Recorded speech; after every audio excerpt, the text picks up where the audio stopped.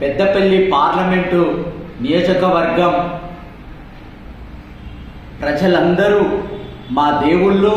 Peddapalli parliament ప్రజలకు మేము ప్రత్యేకంగా మా నమస్సుమాంజలు తెలియజేసుకుంటున్నాం.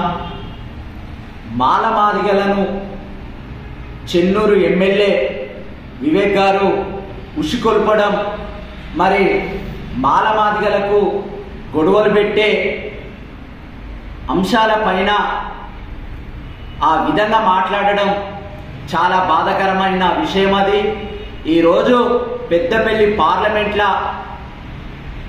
ఇన్ని సంవత్సరాల చరిత్రల మరి వివేక్ కుటుంబమే మరి ఎస్సీ రిజర్వేషన్ని మరి ఉపయోగించుకుంటూ మరి ఆ రిజర్వేషన్ల బాగుపడ్డ కుటుంబ పాలన అంటే వివేక్దే.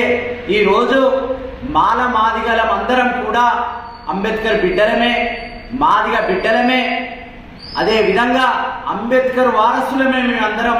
ఈరోజు మమ్మల్ని విభజించి మరి మాలలతోటి ఉసుకొల్పి గొడవలు తగాదాలు పెట్టి ఇవ్వడం ఇది సిగ్గుచేటైన అంశం. వివేక్ ఒక గౌరవైన హోదాలో ఉన్నాడు.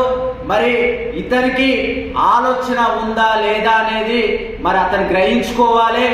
ఈరోజు పెద్దపల్లి పార్లమెంట్ల ఏ మాదిగ బిడ్డలు ఎదిగిళ్ళు రిజర్వేషన్ని ఉపయోగించుకుని అనే దాఖలాలు కూడా వివేక్ గారు చూపించాలి.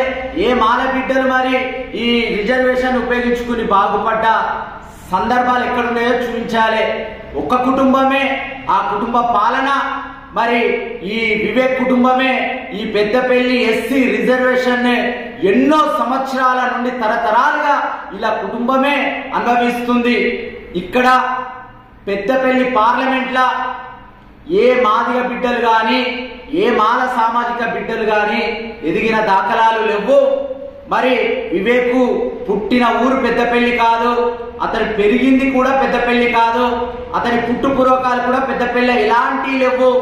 అతను ఎక్కడ పుట్టాడో, అతని సొంతూరే ఊరో, అతని ఎవరి కొడుకో మరి మాకు తెలియదు.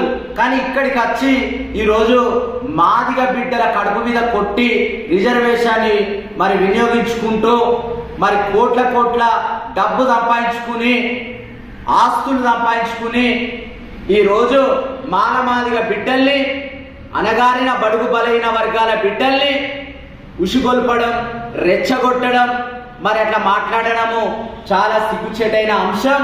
ఈరోజు పెద్దపల్లి పార్లమెంటు మంత్రి అండదండలు చూసుకుని చెన్నూరు ఎమ్మెల్యే ఆటలు పెద్దపల్లి పార్లమెంట్ల మరి